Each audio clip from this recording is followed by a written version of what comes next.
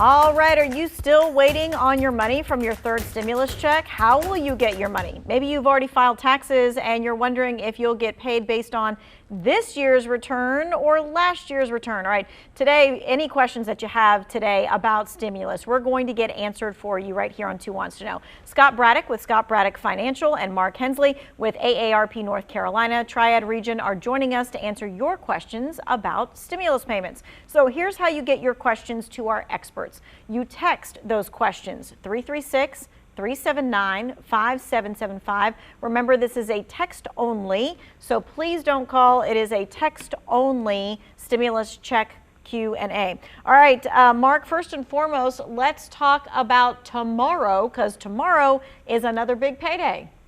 Yeah, so tomorrow, if you're a recipient of veterans benefits, you should be receiving your stimulus payment probably by direct deposit. What we do know is last Wednesday was also a big day. Social Security recipients received their payment, and everyone I've spoken with received that right on time last Wednesday. Okay, so again, tomorrow is the VA benefits. You should be receiving that by direct deposit, although there will be some that are going to go in the mail. And so we want to make sure that you know that those are supposed to be coming as of tomorrow. All right, Scott, so we're still talking stimulus, and a lot of people are saying, well, what happens if I didn't get stimulus 1 or 2? Right, so, if 1 and 2, if you had qualified for that, based on income and it wasn't received, this was something that you could have filed on your 2020 tax return. Specifically, that would have been on line 30 in order to claim that credit. So that was an opportunity there. And if you were expecting a refund, it would have increased your refund. However, what folks need to understand is if you had actually owed the IRS, they could have garnished that check to cover those back taxes. Okay. So, Mark, you said that you got 3 calls just this week, and they were all about the same thing. So what were the questions? Yeah, these were individuals that, based on their 2019 income taxes, they are eligible for the third stimulus, and they have received that. But in 2020, they've just finished their taxes, and they were above the threshold of $160,000 for a married filing jointly couple.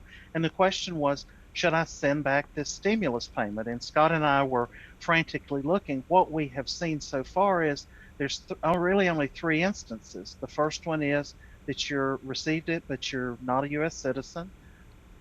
Second is that the individual died before January 1st, 2021. And the third is you don't want the money, so you can send it back. But the IRS has not come out and specifically said if when you file your 2020 taxes now, and your income is above the threshold, should you send it back? So we'll wait and see what the guidance is moving forward.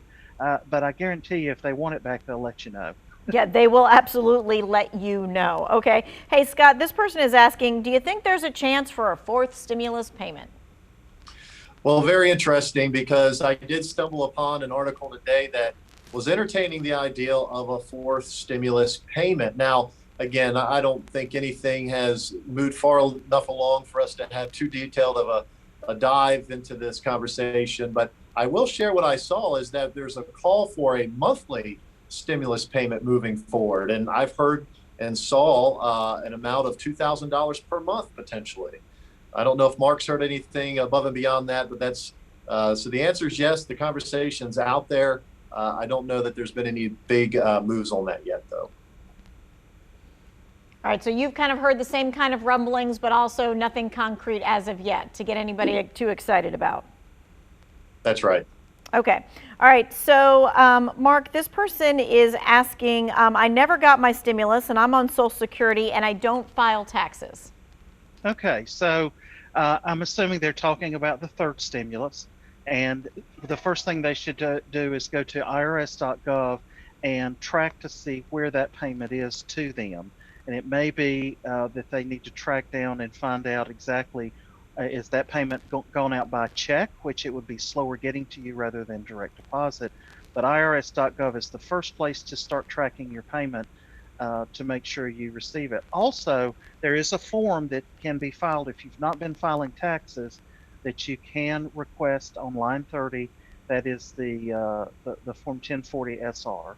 Right. Okay. So we've got a graphic to put up here just to make sure that you're really clear about, even if you're on Social Security or SSDI or SSI and you did not get your stimulus, not by check, not by direct deposit, it was supposed to go into direct deposit on April the 7th, that if you didn't do that, then the thing that you want to do is file taxes. And I know you're saying to yourself, I don't normally have to file taxes. But in this instance, the IRS says what you need to do is file taxes. And so with that, you file for free. And unfortunately, that graphic is not, oh, there it is. So you will look, nearly 1 million payments were set by mail.